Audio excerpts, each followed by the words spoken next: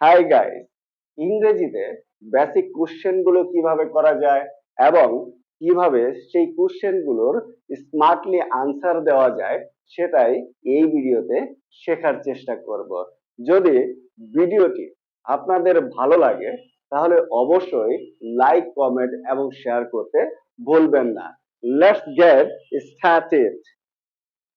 আমাদের অনেক সময় চলতে ফিরতে অনেক জনের সাথে দেখা হয়। সেক্ষেত্রে আমরা হয়তো অনেক সময় জিজ্ঞাসা করি, তুমি কেমন আছো? সেটা আমরা ইংরেজিতে বেসিক যে ইংলিশটা বলি সেটা হলো হাউ আর ইউ। কিন্তু আমরা যদি একটু অ্যাডভান্স ইংলিশ বলি সেক্ষেত্রে আমরা বলতে পারি হাউ ডু ইউ ডু, এবং সেটার আনসার আমরা এভাবে দিতে পারি I am doing great, I am doing well, অথবা বলতে পারে এভরিথিং ইজ ফাইন। আবার অনেক সময় দেখা যায় আমরা কারো পেশা জানার জন্য জিজ্ঞাসা করি, তুমি কি করো? What do you do?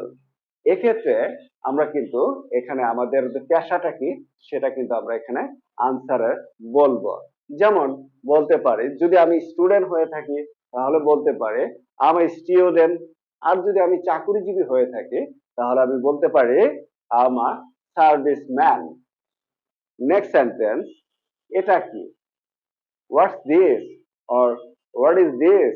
অর্থাৎ কোনো একটা বিষয় দেখে যদি আমরা জিজ্ঞাসা করি তাহলে সেক্ষেত্রে আমরা আনসারটা এভাবে দিতে পারি, this is a bag, or this is a phone, this is a laptop, this is a charger, something like that. Next sentence, অনেক সময় এরকম হয় না, আমরা অনেকে বয়স জানতে চাই, তখন জিজ্ঞাসা করি তোমার বয়স কত? সেক্ষেত্রে আমরা বলি হাউ ওল্ড আর ইউ? এই সেন্টেন্সের আনসার আমরা এভাবে দিতে পারি, যদি আমার বয়স হয় 30 বছর তাহলে আমি বলতে পারি আই এম 30 ইয়ার্স ওল্ড। আর যদি আমার বয়স হয় 20 বছর তাহলে আমি বলতে পারি I M 20 years old. Next sentence, এরকম অনেক সময় হয় না, কেউ একটা সুস্বাদু খাবার খাচ্ছে, সেই সময় আমরা জিজ্ঞাসা করি এটার স্বাদ কেমন? এটা ইংরেজিতে বলা যায় হাউ ডাজ ইট টেস্ট? এখন এটার আনসার আমরা এভাবে দিতে পারি যে সত্যি খুব অপূর্ব। Yes, finger licking. এখানে ফিঙ্গার লিকিং ব্যবহার করা হচ্ছে এই কারণে যে খাবারটা এতই সুস্বাদু যে সেটা আঙ্গুল চেটে চেটে খাওয়ার মতো অবস্থা। এই জন্য আমরা এখানে এই সেন্টেন্সে ব্যবহার করেছি ফিঙ্গার লিকিং। নেক্সট সেন্টেন্স, তুমি কি আমাকে সাহায্য করতে পারবে?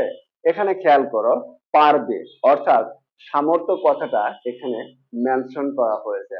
আমরা জানি যে যখন কোনো বাক্যে সামর্থ্য কথাটা আসবে তখন হ্যাঁ সেখানে আমরা ব্যবহার করব ক্যান। Yes, can.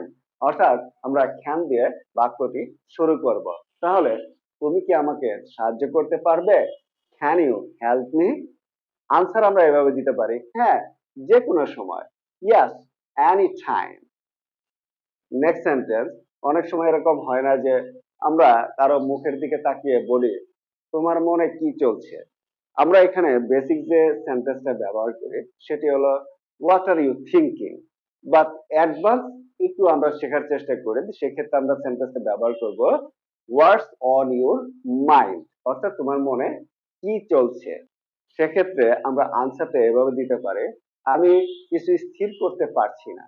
অর্থাৎ বেসিক ইংলিশে আমরা বলতে পারি আই এম আনশিওর।